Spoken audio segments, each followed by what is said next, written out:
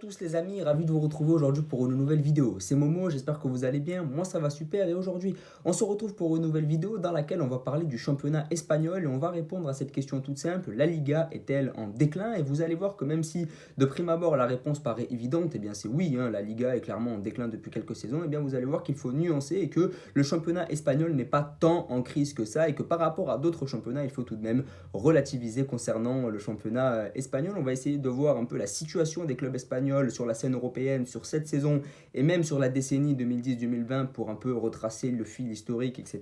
Et on va également parler du championnat espagnol sur sa propre scène, c'est-à-dire la scène nationale. Est-ce que ce championnat est attractif? On va parler de la situation économique et la situation sportive. On va commencer par la saison 2022-2023. Au départ de cette saison, on a 7 clubs espagnols engagés dans les 3 différentes compétitions européennes. On a 4 clubs en Ligue des Champions avec le Real, l'Atlético, le Barça et le FC Séville. Donc c'est vraiment le quatuor qui représente l'Espagne quasiment sur toutes les saisons en Ligue des Champions. On a ensuite le Betis et la Real Sociedad pour la Ligue Europa et on a enfin Villarreal pour la Conference League. Villarreal qui est le seul représentant espagnol en Conference League. En Ligue des Champions, il faut savoir que le Real s'est qualifié en finissant premier, donc le Real s'est qualifié avec brio, le tenant du titre de la dernière Ligue des Champions. Le Barça s'est fait éliminer en finissant troisième de sa poule et est donc reversé en Ligue Europa. L'Atlético, et c'est vraiment l'énorme surprise de la phase de poule de Ligue des Champions, a fini quatrième de sa poule et n'est même pas reversé en Ligue Europa. Et Séville a fini troisième devant City et Dortmund.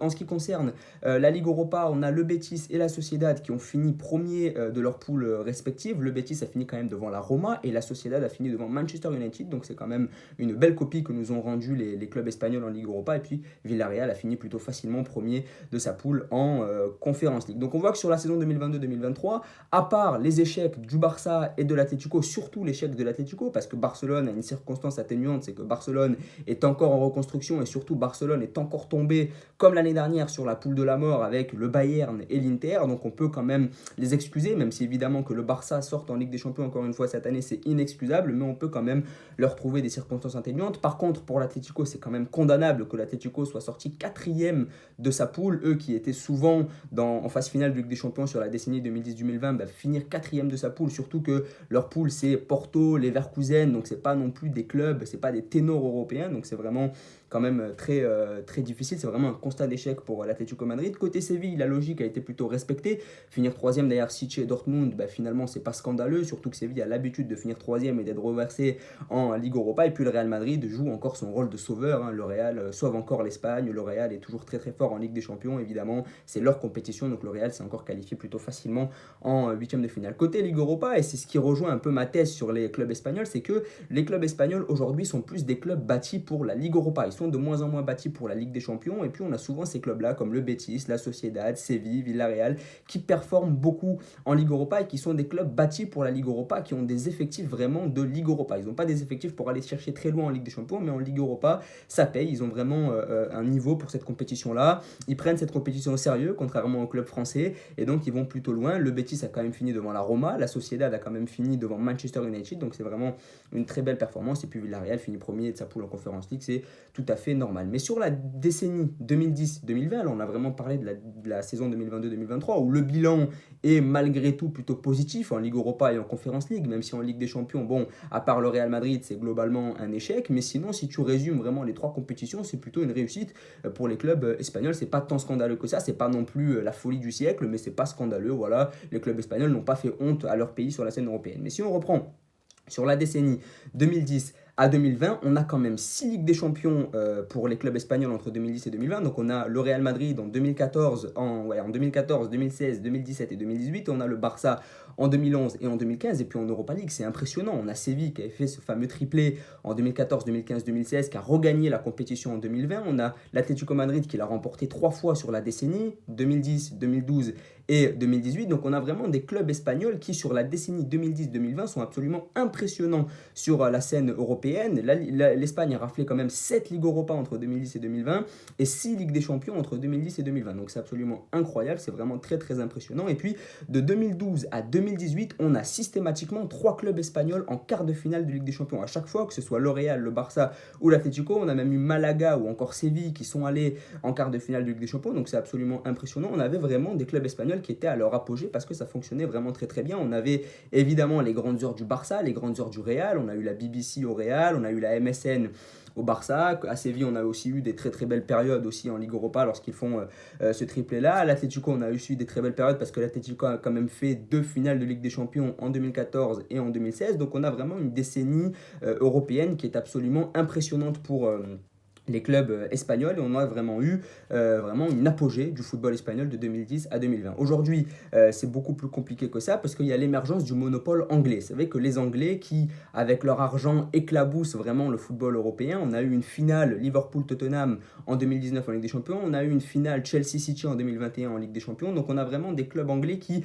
par leur force économique, performent et font de l'ombre aux clubs espagnols qui, eux, ont moins d'argent. Vous savez que les clubs espagnols ont moins d'argent. Le Barça a eu énormément de problèmes économiques avec la fameuse blague des leviers économiques que le Barça a contracté pour pouvoir recruter. On a eu aussi la reconstruction du Real Madrid parce que le Real a tout raflé de 2016 à 2018, mais derrière de 2019 à 2021 avec le départ de Ronaldo, avec le départ de Zidane, il a fallu reconstruire beaucoup de choses et le Real est donc allé beaucoup moins loin en Ligue des Champions, ce qui a évidemment réduit les performances du football espagnol sur la scène européenne parce que le fait que le Real, qui est le principal représentant espagnol, soit un peu moins fort, forcément ça a eu raison des performances de l'Espagne sur la scène européenne. On a aussi eu le déclin du Barça qui a fait suite au départ de Messi. Il y a aussi eu beaucoup d'humiliation pour Barcelone, l'élimination face à la Roma, l'élimination face à Liverpool, l'humiliation face au Bayern. Donc on a un Barça qui était aussi moins compétitif de par le départ de Messi, de par les problèmes économiques que le club catalan a également connu. Donc voilà, on a vraiment eu une sorte de déclin aussi vers la fin de la décennie. On a aussi eu le déclin de l'Atlético Madrid qui est très bien symbolisé par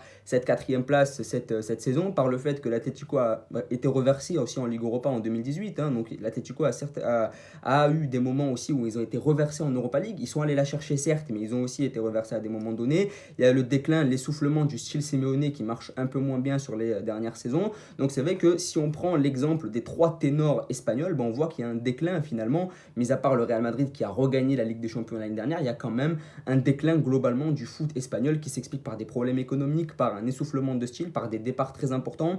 Et forcément, si tu mélanges tout ça et que tu vois aussi l'émergence du monopole anglais, il y a aussi d'autres clubs qui sont très performants, d'autres championnats. La Juve sur la décennie fait quand même 2 finales, donc ça c'est pour l'Italie. Le Bayern remporte la Ligue des Champions en 2020, ça c'est pour l'Allemagne. Le PSG, même si souvent ça finit très mal, ils sont quand même allés loin sur certaines saisons. Donc voilà, c'est vrai que le football espagnol a aussi vécu aussi l'émergence d'autres pays, mais c'est vrai que globalement par rapport à d'autres pays comme l'Italie ou encore la France, l'Espagne s'en tire très très bien. Si tu prends par exemple l'exemple de l'Allemagne, en Allemagne il n'y a que le Bayern, et encore le Bayern l'année dernière se fait éliminer par un club espagnol, c'est-à-dire Villarreal. Si tu prends l'exemple de l'Italie, la Juve va de moins en moins loin, la Juve est en déclin ces derniers temps et donc la Juve va moins loin. Si tu prends l'exemple des autres clubs, c'est pas reluisant, l'Inter, le Milan, la Roma, le Napoli, c'est pas des clubs qui vont très loin en Ligue des Champions. Si tu prends l'exemple de la France, mis à part le cas du PSG qui est un cas un peu à part, il n'y a pas de clubs français qui vont très loin en Ligue des Champions. Alors que l'année dernière, tu prends l'exemple de l'Espagne, il y a 2 clubs l'année dernière en demi-finale de Ligue des Champions. Il y a le Real et il y a Villarreal. Certes, Villarreal c'est un épiphénomène, cette année ils sont en Conference League, mais tu as quand même 2 clubs espagnols en demi-finale de Ligue des Champions l'année dernière. Donc c'est vrai que oui, le championnat espagnol est en déclin pour toutes les raisons que j'ai listées précédemment, mais si tu compares à d'autres championnats comme l'Allemagne, l'Italie ou la France, l'Espagne s'en tire très très bien parce que le Real Madrid revient très fort ces derniers temps. Le Real va peut-être encore une fois aller très loin par le fait que tu as des clubs qui sont bâtis pour la Ligue Europa et qui donc performent très bien en Ligue Europa. C'est le cas cette saison où on a 3 clubs espagnols en 8e de finale de Ligue Europa, où on a encore un représentant espagnol en Conference League. Donc c'est vrai que par rapport à d'autres nations, le championnat espagnol s'en tire plutôt bien, mais maintenant il y a des problèmes structurels dans le championnat espagnol. Le championnat espagnol est moins attractif. Il y a eu une époque où quand tu avais la MSN, la BBC, que tu avais l'apogée de la rivalité entre Ronaldo et Messi, tu avais cette époque-là où le championnat espagnol était regardé par le monde entier, où la Liga était vraiment très attractive et qu'elle concurrençait presque la Première Ligue. Mais là, fait est de constater que le championnat espagnol n'est plus du tout attractif. Il attire plus personne. Est-ce qu'aujourd'hui, vous entendez des joueurs qui veulent aller en Liga? Haaland a préféré signer à City plutôt que d'aller au Barça ou au Real. Donc on voit que même pour les joueurs, c'est beaucoup plus attractif pour un plan de carrière, c'est beaucoup plus intéressant pour une progression d'un jeune joueur d'aller en Première Ligue que d'aller en Liga. Je suis convaincu, mais je suis vraiment convaincu qu'aujourd'hui un jeune joueur préfère signer à Arsenal ou à Chelsea que de signer au Barça parce que c'est beaucoup plus attractif, le championnat est beaucoup plus attractif, il y a beaucoup de concurrence, les stades sont pleins, alors que la Liga paye aussi son style de jeu. C'est vrai que la Liga, même même s'ils ont eu leur apogée avec Messi, Ronaldo, l'Atlético, etc. Il y a eu vraiment cette course à 3 sur la décennie 2010-2020 en Liga qui était vraiment très intéressante. Derrière, c'était vraiment léger. La Liga, ça a toujours été léger derrière. Tu as toujours eu 3 grands clubs, mais derrière, voilà, c'était léger. Et même, il y a des saisons où l'Atlético n'était pas vraiment dans la discussion. C'était vraiment une rivalité entre le Real et le Barça. Alors qu'en Première Ligue, par exemple, tu as vraiment une course affolante entre 5-6 clubs. Après, tu prends le cas là aussi des autres championnats, ben, c'est une course à un club. Hein. Pendant très longtemps, l'Italie, c'était la Juve. Le Bayern, l'Allemagne, c'est encore le Bayern. Bon, l'Italie, il y a toujours eu beaucoup de concurrence. Mais voilà, globalement, la Liga, aujourd'hui, paye le fait que son style de jeu est un peu ennuyant. C'est vrai que quand tu regardes un match de Liga, ben, même il n'y a qu'à voir la baisse de niveau des Classicos. Quand tu regardes un match de Liga, tu n'es pas vraiment emballé. Là, tu regardes un City Arsenal, mais c'est incroyable. Le jeu est absolument affolant. Il y a vraiment un très beau jeu, très attractif, très beau à suivre, etc. Alors que quand tu regardes un Real Barça, tu regardes un Real Atlético ou un Barça Atlético, ben, tu te fais plus chier qu'autre chose. On va pas se mentir. Ça, c'est aussi dû au fait que Simeone a vraiment imprégné la Liga de son style de jeu, où il y a d'autres entraîneurs qui ont voulu s'inspirer de ce qu'a fait le Cholo.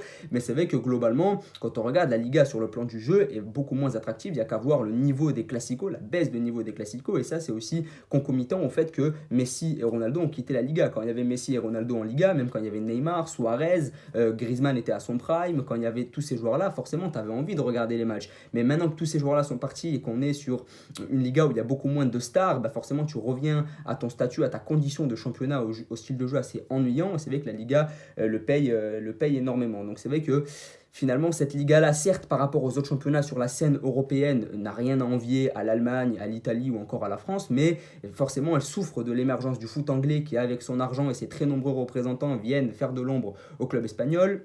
Les clubs espagnols ont aussi vécu le départ donc, de Messi, de Ronaldo, voilà, l'essoufflement du style Simeone, etc. Donc forcément, ça devient très compliqué. Aujourd'hui, le leader de la Liga vient de se faire éliminer en 16e de finale de Ligue Europa. Je ne sais pas si on se rend compte, le 3e de la Liga, qui est l'Atlético Madrid, s'est fait éliminer en finissant 4e de sa poule en Ligue des Champions. Donc c'est vraiment une situation très difficile, mais d'un autre côté, il y a aussi 3 clubs espagnols en 8e de finale de Ligue Europa, il y a aussi 2 clubs espagnols l'an dernier en demi-finale de Ligue des Champions, donc c'est pas totalement la crise non plus. On voit qu'il y a encore des motifs d'espoir, mais c'est vrai qu'il y a de nombreux problèmes économiques, le style de jeu est assez ennuyant, les clubs ne sont plus aussi compétitifs que sur la décennie 2010-2020, et il y a l'émergence du monopole anglais. Donc voilà, n'hésitez pas à me dire ce que vous pensez du championnat espagnol. Le championnat espagnol est-il en déclin? Ma réponse c'est oui, mais pas comme on le pense. Je pense que oui, le championnat espagnol est moins compétitif qu'avant, mais ce n'est pas non plus la crise par rapport à d'autres championnats. N'hésitez pas à vous abonner, à liker et à partager. Merci beaucoup. Bonne journée à vous.